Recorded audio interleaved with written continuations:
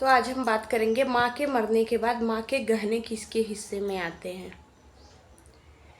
तो ये हर घर में ये चीज़ें चलती हैं कि बेटी बोलती है कि माँ की गहने मुझे चाहिए, और बहू बोलती है हम सेवा पानी कर रहे हैं मुझे चाहिए। आप लोग बताइएगा ये चीज़ किससे चाहिए? क्योंकि हमने देखा एक घर में एक माँ थी जिसके पास काफ़ी गहने थे, और उसने अपने 3 बेटों का शादी भी किया और अच्छे खासे गहने भी दिए, मतलब हर हर चीज़ दिए अपने गहने सारे, और ख़ुद के लिए भी काफ़ी बनवा के रखी है। लेकिन बेटियों का 2 बेटी थी उसकी, बेटियों को बस जो नॉर्मली शादी में जो दिया जाता है, नॉर्मली जो होता है उतना ही बस दिए, लेकिन बेटों को काफ़ी दिए, बहुओं को अपने। तो हमारी तरफ ये बोला जाता है कि माँ के गहने बेटियों के होते हैं, हमारी तरफ ऐसा होता है। और औरों का तो नहीं पता, और जगह का क्या है क्या नहीं है, इधर तो हमने यही देखा है। तो बहुओं का इस चीज़ पे मतलब बेटियां मांग नहीं रही हैं, मतलब एक होता है ना कि बात हो रही है कि माँ के गहने बेटी के होते हैं। क्योंकि अगर गहने ज़्यादा हैं, अगर माँ को संतुष्टि है, तो अगर उसके 5 बच्चे हैं तो पाँचों को वो बांट के देगी। अगर उसको नहीं देना है, वो सोच रही है कि हम बेटों को सारा कुछ दे दिए हैं, किसी चीज़ की कमी नहीं किए हैं, तो हम इस चीज़ को, अपने सारे गहने जो उतरते हैं हमारे, वो हम अपनी बेटियों को दें। तो बहुएं इस चीज़ पे लड़ाई करने लगी कि हमें चाहिए। तो माँ ने लास्ट में ये जवाब दिया कि लास्ट में जो हमारा सेवा करेगा मैं उसी को दूंगी। तो सत्य तो ये है कि सेवा तो बहू ही करेगी, चाहे हालात जैसे भी हो, कुछ भी हो। क्योंकि बेटियां रह के आपका सेवा नहीं कर सकती, क्योंकि उनका अपना घर होता है, वो मायके में रह के कर नहीं सकती। और मायके में रह के वो करती भी हैं तो वो भाभीयों को पसंद नहीं आएगा कि गहनों के चक्कर में, या फिर मतलब लालच ही एक होता है जो गहनों के चक्कर में वहाँ पे आपको लेके जाए। तो ऐसे ही बात हुई, तो माँ ने बोला कि हमारे पास 2 कंगन है, मतलब 4 कंगन है, और दो एक बेटी को देंगे, 2 एक बेटी को देंगे। तो बहू ने बोला कि क्यों उनको देंगी, हम लोग हैं, हमें देना, हम आपकी सेवा पानी करेंगे, हमें देना। तो माँ ने बोला हमारे हमारे पास काफ़ी गहने हैं, तुम लोग सारे रख लेना, लेकिन मेरी ये एक इच्छा है कि मैं ये 2-2 कंगन अपनी बेटियों को दूँ। लेकिन बहुओं को इस बात पे थोड़ा भी वो नहीं था, संतोष नहीं था, कि मतलब उनके अंदर ये था कि मैं रखूँ इन चीज़ों को। तो उन लोगों ने क्या किया, लड़ाई करना स्टार्ट कर दिया कि क्यों वो लोग लेंगी, कि हम सब करते हैं। तो बेटियों को कोई लालच नहीं है, माँ की इच्छा है, वो अपनी इच्छा अनुसार जो करना है कर सकती है। तो बेटियों के पास जब तक वो चीज़ें आई तब तक लड़ाई घर में हो चुकी थी। तो बेटियों का जवाब ये था, हमें आपका कुछ नहीं चाहिए, हमारा शादी हो गया, हमें अच्छे घर मिल गए, हमें कुछ नहीं चाहिए। तुमको जो भी देना है ना अपने बहुओं को दो, क्योंकि वो लास्ट टाइम में वही तुम्हारे काम आएंगी, हम लोग काम नहीं आने वाले, वही तुम्हारे काम आने वाले। तो यहाँ पे ये मैटर ख़त्म हो जाती है। तो काफ़ी उसके उनके खेत भी होते हैं, काफ़ी सारे खेत होते हैं उनके।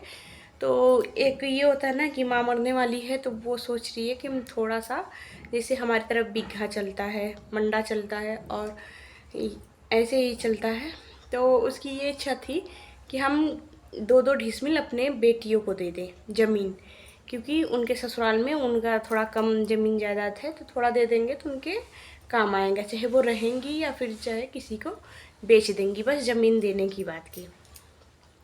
अब इस बात पे लड़ाई स्टार्ट हो गई कि ज़मीन नहीं देना, ये नहीं देना, वो नहीं देना। तो बेटियों को गुस्सा आया इस बात पे कि क्या चाहिए तुम लोग को, अच्छा घर परिवार सब कुछ मिल रहा है, तुमको नहीं देना मत दो, लेकिन अगर माँ की इच्छा है कि हम अपना कुछ तो दे अपने बेटियों को, तो तुमको लड़ने की ज़रूरत ही नहीं है। भाई नहीं कुछ बोल रहे हैं, लेकिन बेटियों को इस चीज़ का मंजूर ही नहीं है। तो अगर सत्य बोला जाए ना, तो अगर माँ के गहने सारे चाहे जितने भी हो वो बेटियों के ही होते हैं, लेकिन बहुएं आजकल देने नहीं देती हैं। तो गहनों का लालच जिनको होगा, और काफ़ी लोग दे भी देते हैं, काफ़ी लोग नहीं देते हैं, तो सबकी अपनी अपनी इच्छा और मर्जी होती है। तो इस बात पे लड़ाई करने का कोई मतलब नहीं होता है। आप लोग की तरफ क्या होता है, आप लोग बताइएगा, आप लोग की तरफ मतलब गहने किसके होते हैं, बेटी के होते हैं या माँ के, बहू के होते हैं? तो इस चीज़ पे ज़रूर वो करिएगा आप लोग, किसके होते हैं। कुछ बेटियां ऐसी भी होती हैं कि माँ के गहने धीरे धीरे करके ना सारे उतरवा लेती हैं। कुछ बहुएं भी ऐसी होती हैं कि धीरे धीरे करके सारे गहने उतरवा लेती हैं, ताकि वो बाद में किसी के बीच में बटे ना। लेकिन ऐसा नहीं करना चाहिए, मतलब खुद जितना भगवान ने दिया है ना उसमें संतुष्ट रहना चाहिए। किसी के देने या लेने से हम खुश नहीं रह सकते जब तक हम अपने मन से, अपने तन मन से उस चीज़ के लिए खुश नहीं होते हैं। हम उस काबिल हैं ही नहीं, तो हम किसी के देने से हम काबिल तो हो नहीं जाएंगे। हमारा अगर 2 रुपये आ रहा है ना, तो हम उसी में खुश रहना चाहिए।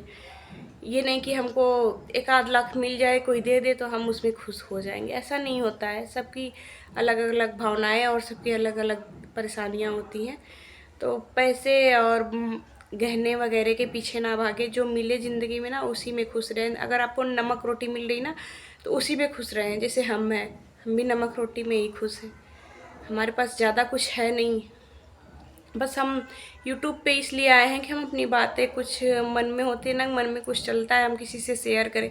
किसी से शेयर करने का मतलब ये होता है ना कि अरे ये अपने घर की बुराई बतिया रही है। और कुछ अच्छा भी बात करो ना तो उसको लोग गलत तरीके से ले ही लेते हैं। तो इसलिए ये होता है ना कि मतलब लोगों से ना बोल के हम सोशल मीडिया पे अपनी बातें रख सकते हैं। और मतलब होते हैं कुछ लोग, देखते हैं अपनी कमेंट रखते हैं, अपनी राय रखते हैं ऐसे वैसे, तो अच्छा लगता है उस चीज़ को देख के। तो इसलिए हम सोशल मीडिया पे आए कि हम अपनी बातें रख सकें। हम किसी से कहने से अच्छा है, कुछ भी किसी से कहो तो वो लोग गलत उसे लेके फिर लड़ाई झगड़ा करना स्टार्ट कर देते। इसलिए इसको हमने यहाँ पे प्राइवेट रखना है, मतलब ज़रूरी समझा कि गांव के लोगों से ना कुछ कहना पड़े, खुद हमारे मन में जो है, दिल में जो चल रहा है, हम उस चीज़ को यहाँ पे रख सकें। तो आप लोग बताइए क्या मैं सही कर रही या गलत कर रही हूँ। आज के लिए इतना ही, मिलते हैं नेक्स्ट कहानी में।